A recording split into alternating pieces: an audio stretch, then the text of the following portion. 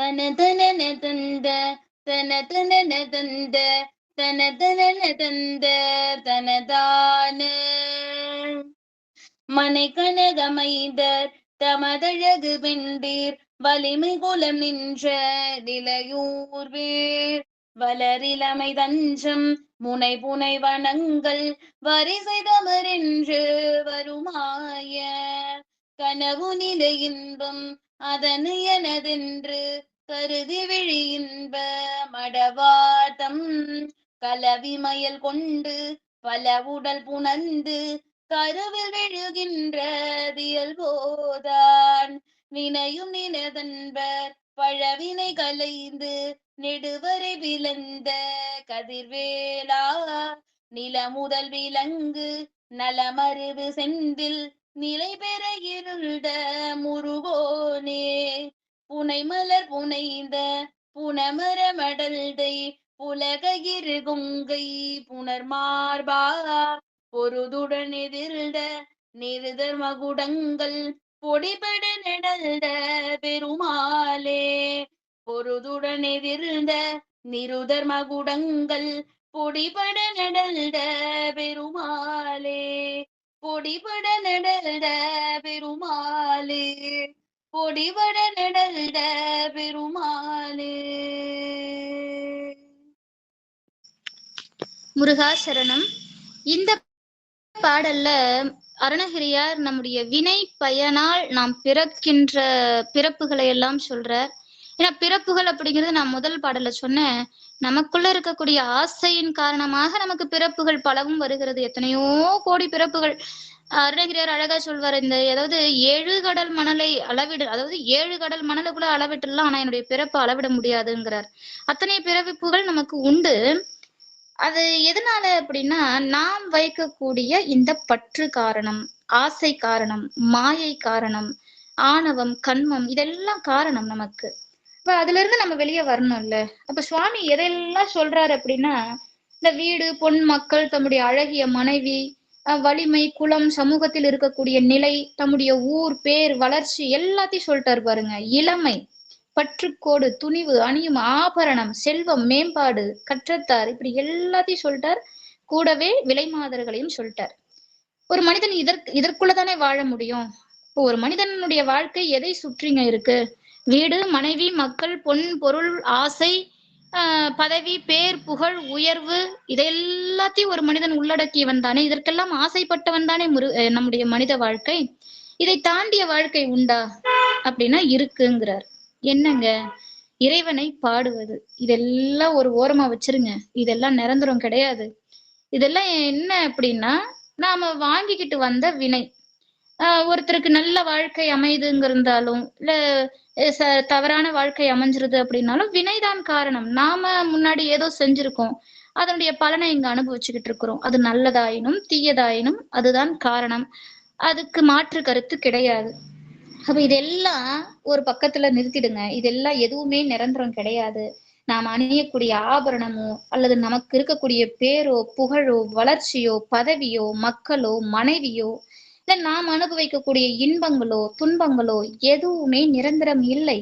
இறைவா, உன்னை பாடுவதும் உன்னை நினைப்பதும் உன் அன்பை நான் பெறுவதும் அல்லவா உண்மையான நிலையான பொருள். அப்ப அது எனக்கு கொடுக்கணுமா இல்லையா? அப்ப இதெல்லாம் கொடுக்காம நான் மறுபடியும் என்ன செய்யறேன்? இதுக்குள்ளேயே மூழ்கி போறேன். என்னுடைய மக்கள், என்னுடைய மனைவி, என்னுடைய வீடு, என்னுடைய பதவி, என்னுடைய பணம், என்னுடைய செல்வம், என்னுடைய இன்பம், என்னுடைய துன்பம்னு இதுக்குள்ளேயே மூழ்கி மூழ்கி மூழ்கி நான் மறுபடியும் பிறவிகள் எடுத்துக்கிட்டே இருக்கேனே, இதை நீ பார்த்துக்கிட்டு சும்மாவே இருக்கியே முருகா அப்படின்னு கேட்கிற விதமா இந்த திருப்புகழ் அமையும். இப்ப ஒரு தத்துவம் ஒண்ணு சொல்வாரு. அதாவது இந்த நமக்கெல்லாம் சித்தர்களுடைய வாழ்க்கை பெரும் தத்துவத்தை உணர்த்துங்க. சித்தர்கள் அப்படின்னு சொன்னாலே ஏதோ விளையாட்டா பாடுறாங்கன்னு தான் நாம நினைப்போம். ஆனா அவர்களுடைய பாடல்களுடைய உள்ளார்ந்த அர்த்தம் அப்படிங்கிறது வாழ்க்கையை அப்படியே புட்டு புட்டு வைக்கிற மாதிரி இருக்கும். நமக்கு எல்லாருக்கும் ஒரு பாட்டு தெரியும், இந்த நந்தவனத்தில் ஒரு ஆண்டி. நம்ம சின்ன வயசுல விளையாட்டா பாடிக்கிட்டு இருப்போம். நந்தவனத்தில் ஒரு ஆண்டி, அவன் 4 மாதமாய் குயவனை வேண்டி கொண்டு வந்தானடி தோண்டி, நித்தம் கூத்தாடி கூத்தாடி போட்டுடை தாண்டி.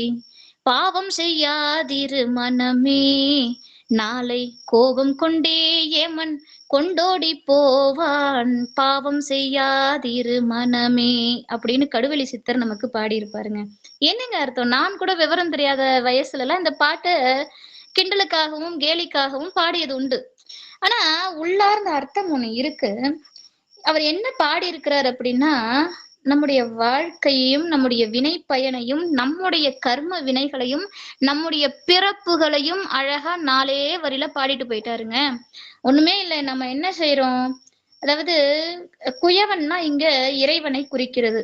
இந்த தோண்டி அப்படிங்கிறது நம்முடைய வாழ்க்கை, நம்ம எடுத்துட்டு வர உடல். இதுல ஆன்மாவை குறிக்கக்கூடியதுதான் அந்த அதாவது அந்த மட்பாண்டங்கள் செய்யக்கூடிய விஷயம். இப்ப என்ன செய்யறானா, ஒரு குயவன் மட்பாண்டங்களை செஞ்சு செஞ்சு செஞ்சு இந்த பூமிக்கு அனுப்பிக்கிட்டே இருக்காங்க.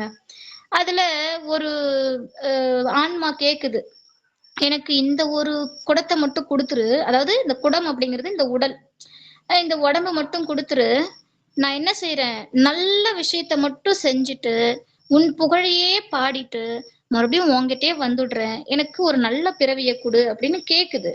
இப்ப சுவாமியும் என்ன செய்யறார், சரிப்பா நீ இந்த உடம்ப எடுத்துட்டு போ, நல்ல செயல்களை செஞ்சுட்டு வா, என்னை வந்து அடைஞ்சிடு அப்படின்னு சொல்லி கொடுத்து அனுப்புறார். இப்ப 4 மாதமாய் குயவனை 4 மாதம்னா தாயின் வயிற்றிலே நாம் கருவுற்று இருக்கக்கூடிய அந்த 10 திங்கள், 4 6 10 திங்களை குறிக்கக்கூடியது. 10 மாசம் அந்த வயிற்றுக்குள்ள இருக்கு. அப்புறம் பிறக்குது.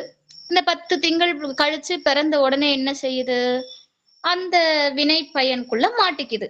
அப்ப என்ன செய்யுது, கூத்தாடி கூத்தாடி போட்டுடை தாண்டினுது. அப்ப இந்த உலக வாழ்க்கையிலே இந்த உலக மாயையிலே மாட்டிக்கொண்டு சிக்கி தவித்து அந்த கொண்டு வந்த சுவாமி கிட்ட கேட்டு வாங்கின அந்த உடலை அந்த தோண்டிய போட்டு உடைச்சிடுறாங்க அப்படின்னு பாடுறாரு. அப்போ நாம இந்த மனிதனுடைய பிறவி, இந்த மனிதன் அப்படின்னா நாம பிறந்ததே பெரிய விஷயங்க. மனிதனாக பிறப்பதே அரிது.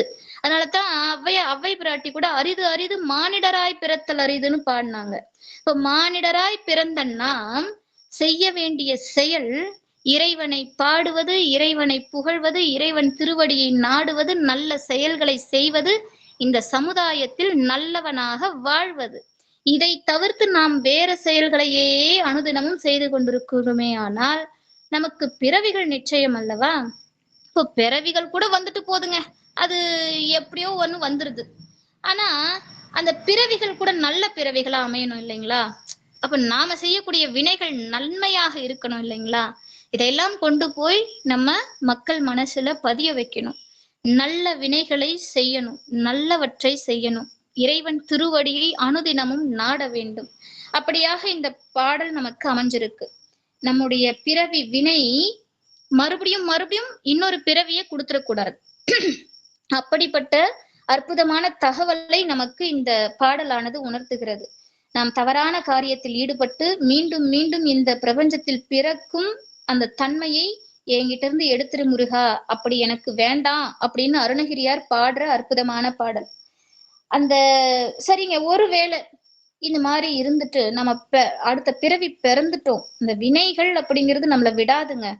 அந்த வினை பயனாக பிறந்துட்டா கூட நீ என்ன பண்ண, இந்த கிரௌஞ்ச மலையை பிளந்த பாத்தியா, உன்னோட வேலை வச்சு நீ என்ன பண்ண, அவ்வளோ நீளமா இருக்கக்கூடிய அந்த கிரௌஞ்ச மலைனா சும்மா ஏதோ சாதாரண மலை மாதிரி எல்லாம் கிடையாது. தாரகாசுரன் அந்த கிரௌஞ்ச மலையை அப்படி வலிமையாக அமைத்திருந்தான்.